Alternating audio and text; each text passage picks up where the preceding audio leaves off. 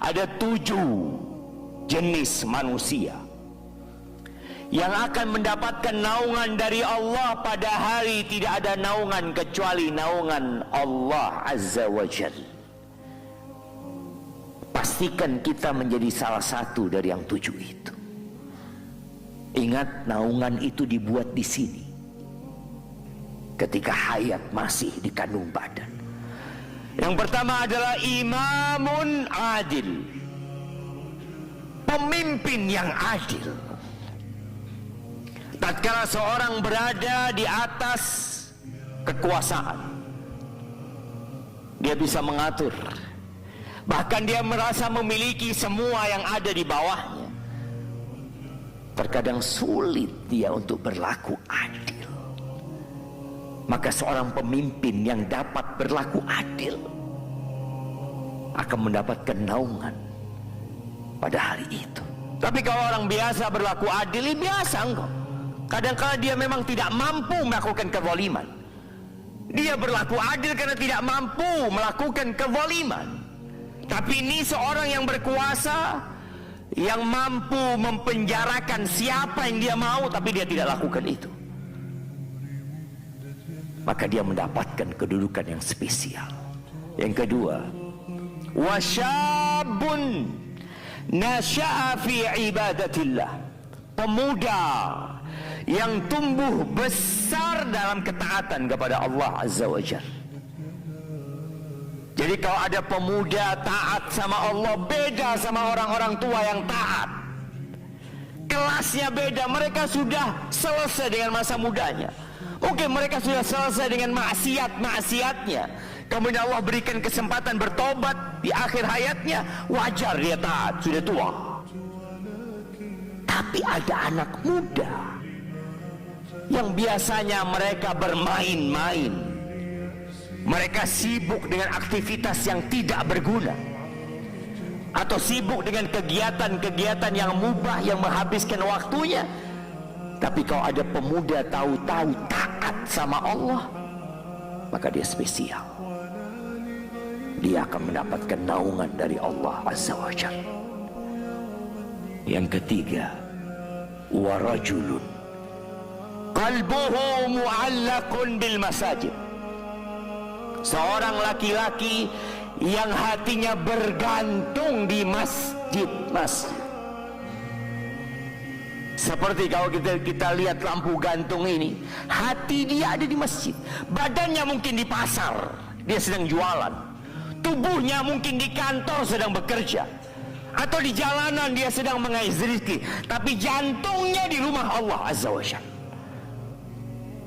Tatkala azan dikumandangkan, bahkan sebelum azan dia sudah memikirkan, di mana rumah Allah, aku mau ke sana. Rajul hatinya bergantung di masjid, bukan di lapangan bola, tapi di masjid. Kakinya mungkin ada di lapangan bola, tapi tatkala azan dikumandangkan dia langsung menuju ke masjid. Yang keempat, warajulun da'athum ra'atun dzatu mansibin wa jamal faqala inni akhafullah, seorang laki-laki yang diajak berzina, diajak dia berzina oleh seorang wanita yang cantik dan terhormat.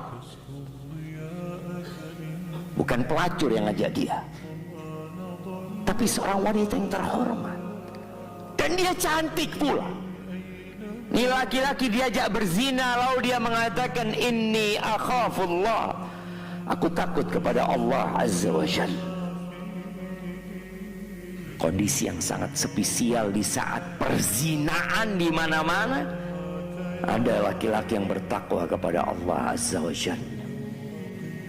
Yang kelima, warajulani tahabba fillah wajtama alaihi wa tafarraqa alaihi, dua insan yang saling mencintai karena Allah, berkumpul karena Allah, pisah pun karena Allah Azza wa Jalla. Di saat kebanyakan persahabatan kita landasannya adalah kepentingan. Coba kita lihat, mana sahabat kita yang karena Allah Azza wa Jalla? Rata-rata kita dekat sama orang karena ada kepentingan sama dia. Kalau engkau memiliki sahabat yang kau cintai karena Allah, semoga engkau mendapatkan naungan dari Allah Azza wa Jalla. Yang keenam, warajulun tasaddaqa bi sadaqatin fa akhfaha. Seorang yang bersedekah kemudian dia sembunyikan sedekahnya. Dia sembunyikan. Kalau kita lihat di masjid, tatkala ada yang memutarkan kotak amal, kita nggak sembunyikan, semua orang lihat kita masukin duit. Ini orang nggak, dia bersedekah, dia sembunyikan sampai tangan kirinya nggak tahu dengan apa yang dikeluarkan oleh tangan kanannya. Istrinya nggak tahu kalau fulan punya sedekah. Orang dekat kita nggak tahu, oh fulan ini pernah sedekah, kata dia.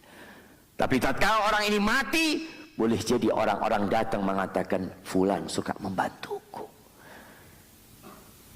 Dan dalam sebuah athar disebutkan, liyakun li ahadikum khib'un min amalin soleh. Hendaklah setiap kalian itu punya amal soleh yang tersembunyi, yang baru terungkap tatkala kita disidang sama Allah Azza wa Jalla.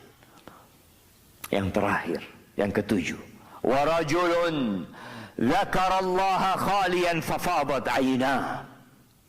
Seorang yang mengingat Allah sendirian, bukan di masjid ada banyak orang, tapi dia sedang sendirian, mungkin di kamarnya, mungkin di rumahnya.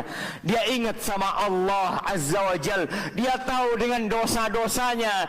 Dia mengingat kebesaran Allah Jalla Jalaluh, nikmat-nikmat yang Allah berikan, lalu dia meneteskan air mata. Pernahkah engkau meneteskan air mata sendirian karena takut sama Allah Azza wa Jalla? Aku